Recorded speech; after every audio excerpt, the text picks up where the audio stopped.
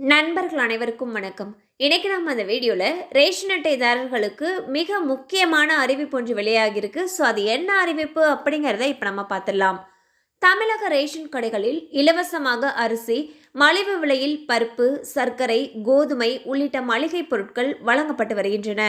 அது மட்டுமல்லாமல் அரசின் நிதி உதவிகளும் ரேஷன் கடைகள் மூலமாகவே ஏழை எளிய மக்களுக்கு வழங்கப்பட்டு வருகிறது. இதனால் ஏழை எளிய மக்கள் மிகவும் பயனடைந்து வருகின்றனர். இந்நிலையில் சென்னை உள்ளிட்ட 4 மாவட்ட ரேஷன் கடைகளில் நிவாரணத் தொகை வழங்கும் பணிகள் நடந்து வருவதால் உணவுப் பொருட்கள் விநியோகம் நிறுத்தப்பட்டுள்ளது.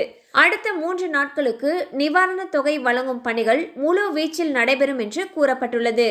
தொடர்ந்து நிவாரணம் வழங்கும் பணி முடிந்ததும் டிசம்பர் 22ஆம் தேதி முதல் உணவுப் பொருட்கள் விநியோகம் மீண்டும் தொடங்கப்படும் என்று அறிவிக்கப்பட்டுள்ளது.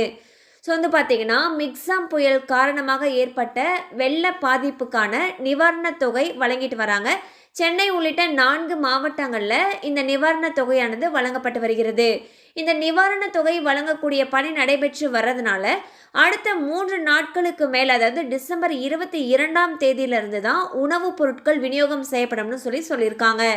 கண்டிப்பாக அந்த அப்டேட் உங்களுக்கு பயனுள்ளதாக இருந்திருக்கும் நம்புகிறோம். மேலும் இது போல் அப்டேட்ஸ் உங்களை உடனே ரீச் ஆகணும்னு நினச்சிங்கன்னா நம்ம சேனலோடு தொடர்ந்து இணைந்திருங்கள். தேங்க்யூ ஃபார் வாட்சிங்.